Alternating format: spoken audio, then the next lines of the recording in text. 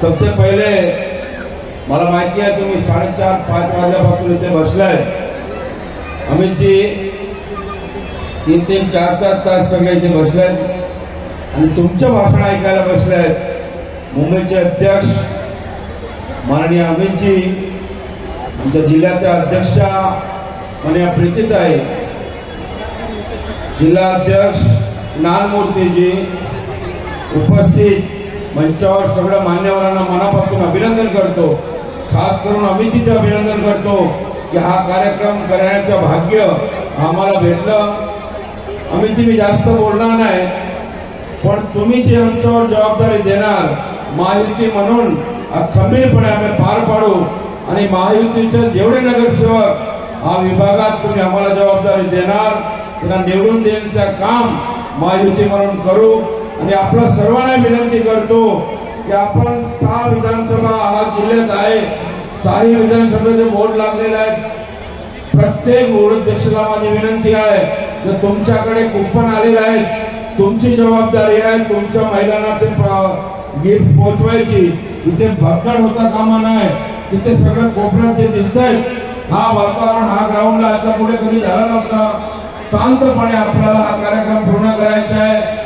सर्व वॉर्ड अध्यक्ष, सर्व महिला मंडळ अध्यक्ष यांनाही माझी विनंती आहे की आपल्या विधानसभाच्या समोर इथे आपला वॉर्ड लागलाय, तिथे आपण जावं आणि आपल्या वॉर्डाच्या महिलांना आपण नीटपणे हा गिफ्ट वाटप करावं।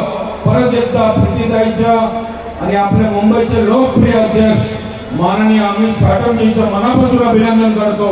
मला इथे बोलण्याची संधी दिली त्याबद्दल मनापासून सर्वांचं अभिनंदन, आपला सर्वांचं मनापासून अभिनंदन, धन्यवाद। भारतीय जनता पार्टीचे मुंबई अध्यक्ष अमित भाऊ साटम अगदी भावीला धरून येणारे, प्रभागामध्ये सगळे विकासाची कामं करणारे आणि जिथे जिथे भ्रष्टाचार, जिथे जिथे घोटाळे दिसतील तिथे तिथे त्यांचं पिकावर उभं करून विरोधकांची बोलती बंद करणारं असं हे नेतृत्व अमितजी साटम यांना मी विनंती करते की या विशेष कार्यक्रमामध्ये त्यांनी आपल्या भावना व्यक्त कराव्या।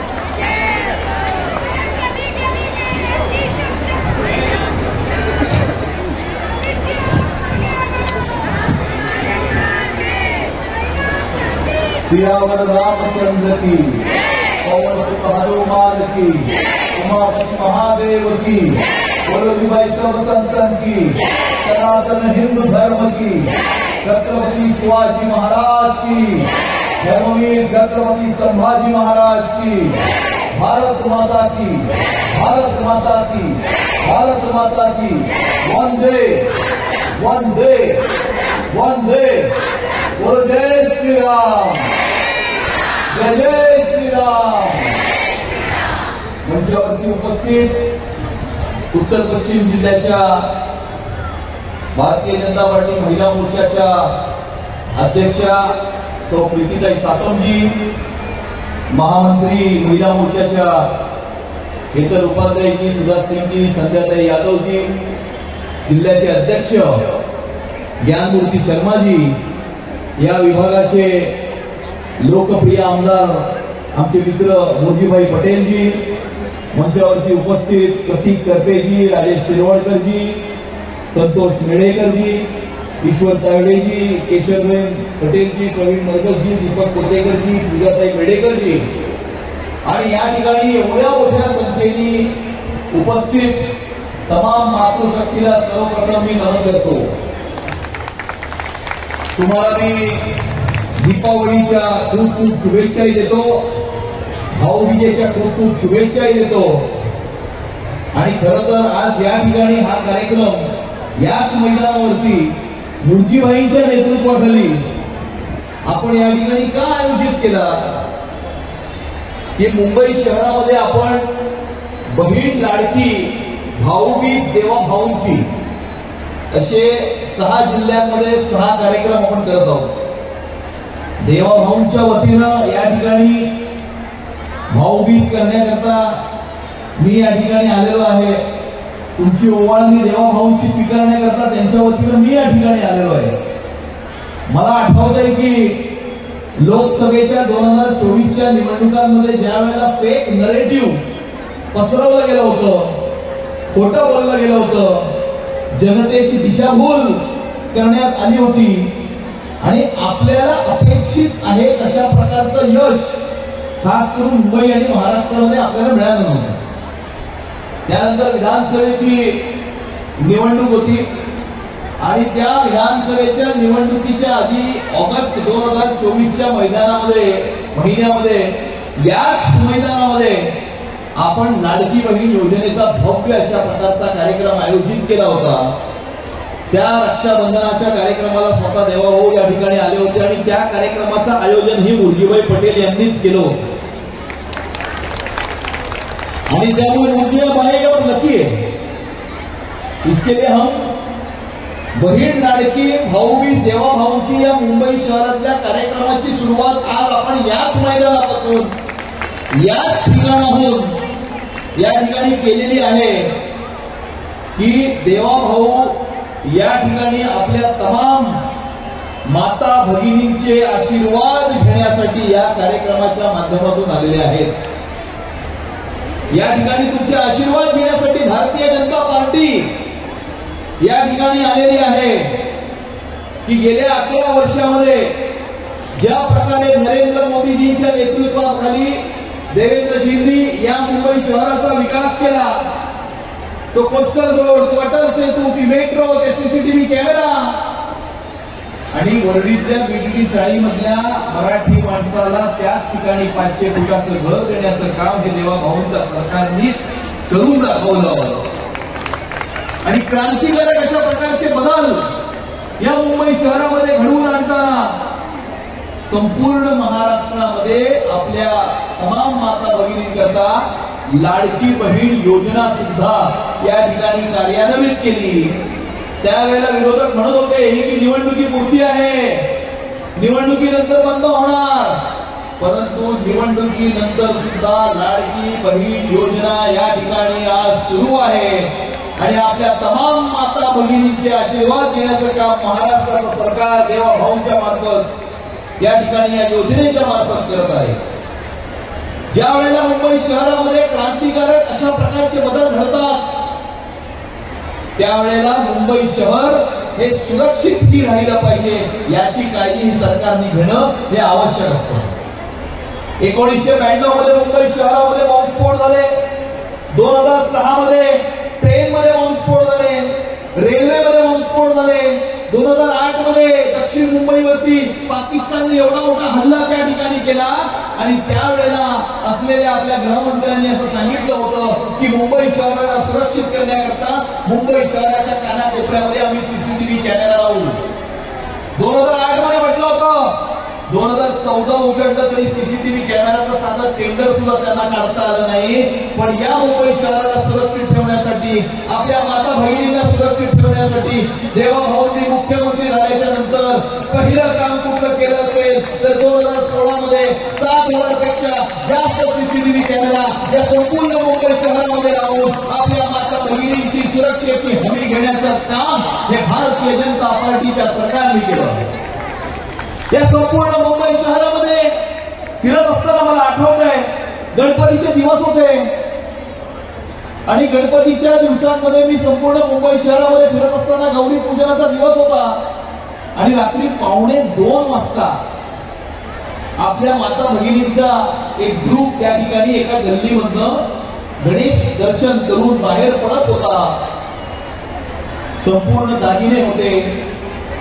मला त्यावेळेला अभिमान वाटला, मला या गोष्टीचा अभिमान वाटला की मुंबई हे संपूर्ण जगाच्या पाठीवरचं असं शहर आहे ज्या शहरामध्ये रात्री 1:45 वाजता सुद्धा आपल्या माता भगिनी तमाम दागिने घालून रस्त्यावरती गणेश उत्सवामध्ये दर्शन करू शकतात.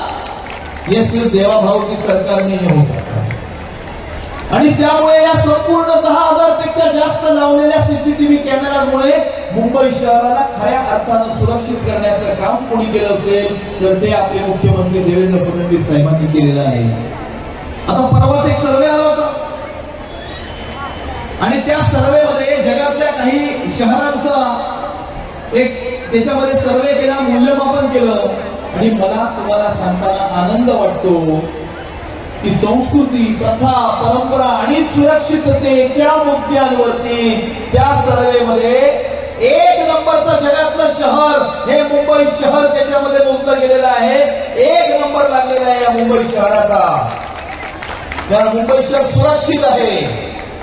आणि अशाच प्रकारे येणाऱ्या काळामध्ये सुद्धा आपल्याला मुंबई शहराची सुरक्षा ही अबाधित ठेवायची आहे. आणि या मुंबई शहराची सुरक्षा जर कोणी अबाधित ठेवू शकतं, या आपल्या माता भगिनीच्या सुरक्षेची कोण जर हमी घेऊ शकतं तर ते फक्त आणि फक्त देवाभाऊ घेऊ शकतात. भारतीय जनता पार्टी याची हमी घेऊ शकते.